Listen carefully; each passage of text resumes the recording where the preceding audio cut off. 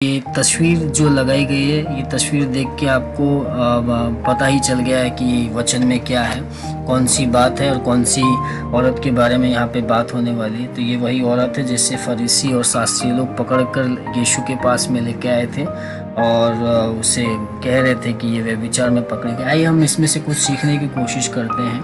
तो वचन हमें बताता है, अब शास्त्री और फरीसी एक स्त्री को लाए जो व्यभिचार में पकड़ी गई थी और उसको बीच में खड़ी करके यीशु से कहा, हे गुरु, यह स्त्री व्यभिचार करते ही पकड़ी गई। व्यवस्था में मूसा ने हमें आज्ञा दी है कि ऐसी स्त्रियों को पत्थरवाह करे, सो तू इस स्त्री के विषय में क्या कहता है। उन्होंने एक औरत को लेके आए और यीशु से बात करने लगे। उन्होंने उसको परखने के लिए, यहाँ शास्त्री और फरीसियों की बात हो रही है, वे यीशु को परखने के लिए यह बात कही ताकि उस पर, यीशु पर दोष लगाने के लिए कोई बात पाए। परंतु यीशु झुककर उंगली से भूमि पर लिखने लगा। जब वे उससे पूछते ही रहे तो उसने सीधे होकर उनसे कहा कि तुम में जो निष्पाप हो वह पहले उसको पत्थर मारे, और फिर झुककर भूमि पर लिखने लगा। यीशु ने उनसे साफ कह दिया, भाई जो पहले निष्पाप हो वही पहले पत्थर मारेगा, और फिर वो लिखने लगे। तो परंतु यह सुनकर बड़ों से लेके छोटों तक एक एक करके निकल गए और यीशु अकेला रह गया और स्त्री वहीं बीच में खड़ी रह गई। सबके सब ने पत्थर को छोड़ दिया और एक एक करके वो लोग वहां से चले गए। यीशु ने सीधे होकर उससे कहा, हे नारी, वे कहाँ गए? क्या किसी ने तुझ पर दंड की आज्ञा न दी? उसने कहा, स्त्री कह रही, हे प्रभु, किसी ने नहीं। यीशु ने कहा, मैं भी तुझ पर दंड की आज्ञा नहीं देता, और जा और फिर पाप मत करना। तो ये 8 वचन है। जब हम इसमें पढ़ते हैं तो यहाँ पे बहुत सारी बातें साफ हो जाती, दिखाई दे जाता है कि शास्त्री और फरीसी एक औरत को लेकर आए तो वो उसको दंड देना चाहते थे, और उसको दंड देने के बहाने वो यीशु को भी परखना चाहते थे कि भाई इसे कितना जानकारी, ये क्या कहता है और किस तरीके से उस पर दोष लगाए। ये कहानी यहाँ पर आपको साफ दिखाई देती। हम इसमें से कुछ बातें, बहुत सारी चीजें हम सीखते हैं, बहुत सारी बातें इसमें से सिखाई जाती है। बहुत सारे लोग अलग अलग तरीके, मैंने भी खुद ने बहुत बार सिखाया है और कई बार मैंने इस तरीके से भी प्रचार किया है कि वे यीशु के पास में लेके आए और कि वो उसे दंड देगा। लेकिन यीशु जानता था उसकी शुरुआतों के दिन में कि वो कैसे व्यभिचार के रास्ते में आई, उसकी क्या मजबूरी थी, उसकी क्या तकलीफ थी। यीशु में से सब सारी बातें जानता था। ये हम जो है, इंसान जो है, मनुष्य जो है, वो बाहरी रूप रंग देख के फैसला करते हैं, लेकिन परमेश्वर जो है अंदर का मन जानता है। वो हमारे गहरी बातें जानता है कि कौन सी तकलीफों के कारण हमने गलत रास्ता चुना है और किस तरीके से हमने, यहाँ पर इस औरत ने वो चुना। तो ये सब बातें हमने वो, आज कुछ और बातें हम देखने की कोशिश करते हैं इस कहानी में से। तो पहली जो बात हम देखते हैं वो है कि कभी भी किसी के बहकावे में आकर फैसला नहीं करना। अगर हम देखते हैं वचन तो कहता है, तब शास्त्री और फरीसी एक स्त्री को लाए जो व्यभिचार में पकड़ी गई थी और उसको बीच में खड़ी करके यीशु से कहा। यहाँ पर लोगों ने, शास्त्री और फरीसियों ने इस औरत को लेके आए कि कैसे भी करके इसके साथ में बात करें, उसको फंसाया जाए। और बहुत लोग थे, बहुत सारे लोग थे, हम गिनती नहीं कर सकते, इतने लोग वहाँ पर आए थे हैं। तो यहाँ पर जब हम देखते हैं तो यीशु मसीह को बहुत सारे शास्त्री लोग दिखाई दिए। बहुत सारे लोग आके बोलने लगे कि ऐसा लिखा है, व्यवस्था में ऐसा लिखा है, इसमें ऐसा लिखा है, अब तू क्या कहता है। बहुत सारे ग्रुप के ग्रुप उससे कह रहे थे, लेकिन यीशु मसीह अकेले थे जो उनके बहकावे में नहीं आए। कई बार ऐसा होता है ना, सोच लीजिए एक टीचर है और उसके पास में 50 बच्चे पढ़ रहे हैं और उन 50 बच्चों में एक के प्रति 49 अगर कंप्लेंट देंगे तो कई बार टीचर भी सच मान लेते, बोलते हाँ सही है, ये गलत ही होगा। हम भी ऐसे ही कई बार करते हैं ना कि बहुत ज़्यादा भीड़ जहाँ पर जा रही, तेज हवा जिस तरफ होती है, हम उसी तरफ बहने लग जाते हैं। यीशु मसीह वैसे नहीं थे। कई बार हवा के रुख के साथ में संसार बहता है, लोग बहते हैं, लोगों की सोच बहती है, लोग उसी तरीके से करना चाहते हैं जैसे पूरी दुनिया कर रही है। फैशन में पूरी दुनिया जा रही है, फेसबुक में पूरी दुनिया जा रही है, इंस्टाग्राम में पूरी दुनिया जा रही है। सारी चीज़ों में हम भी बहना चाहते हैं कि हम भी वैसे ही करेंगे। हमें किसी के बहकावे में आके फैसला नहीं करना है। यीशु ने वही किया।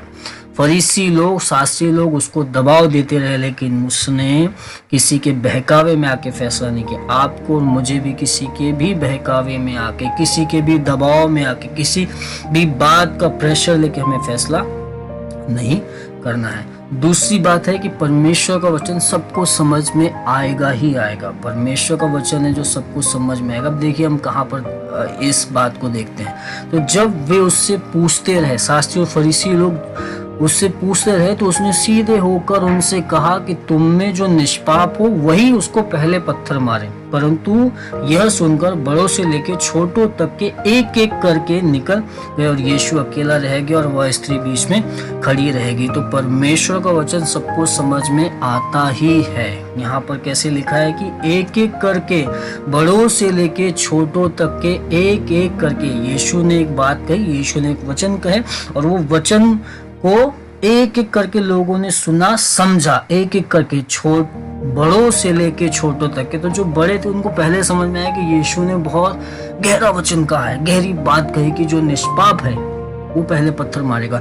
ये सुनते ही बड़े लोग पहले चले गए। फिर धीरे से जो छोटे थे उनको धीरे से समझ में आया कि अरे हाँ यार, बड़े लोग भी ये बात उनको समझ में आए, बड़े लोग भी जा रहे हैं, और वो उनको देख के उनको चले गए। शायद उनको समझ में आया हो, शायद उनको समझ में नहीं आया हो, लेकिन परमेश्वर का वचन हर एक को समझ में आता है। धीरे धीरे धीरे धीरे करके, सबका समय अलग होता है। एक समय पे हर एक जन परमेश्वर का वचन क्या हो जाता है, समझ जाता है। अब वो उसे माने नहीं माने, लेकिन उसे समझ में जरूर आ ही जाता है। यीशु ने कहा कि तुम में जो निष्पाप हो वो पहले पत्थर मारे। तो एक एक करके क्या लिखा है, परंतु यह सुनकर वे बड़ों से लेके छोटों तक की, गिनती देख लीजिए, पहले बड़े, उन्हें ज्यादा समझ में आया, जल्दी समझ में आया, वो चले गए। फिर उसके बाद में छोटे, एक एक करके, एक साथ में नहीं चले गए, चलो हटाओ नहीं, एक एक करके, जिस जिस को समझ में आते गया, जिस जिस को समझ में आते गया वो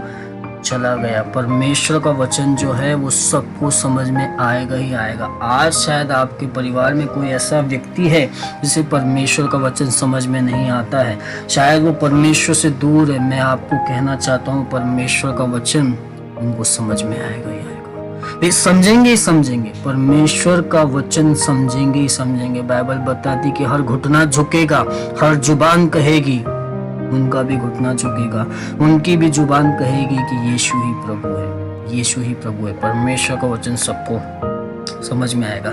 तीसरी और अंतिम बात जो हम देखते हैं कि परमेश्वर की शरण में आपको कोई छू भी नहीं सकेगा। जब आप परमेश्वर की शरण में आ जाते हैं तो कोई आपको छू भी नहीं सकता। देखिए वचन कहता है, यीशु ने सीधे होकर उस स्त्री से कहा, हे नारी, वे कहाँ गए? क्या किसी ने तुझ पर दंड की आज्ञा नहीं दी? यीशु ने कहा, हे प्रभु, किसी ने नहीं दी। यीशु ने कहा, मैं भी तुझे नहीं दंड की आज्ञा नहीं देता, जा और फिर पाप मत करना। स्त्री जब परमेश्वर की शरण में आ गई, उन्होंने उसे मारने के लिए लेके आया था, उसे दंड देने के लिए लेके आया था, लेकिन वो उसे सही जगह पे लेके आया।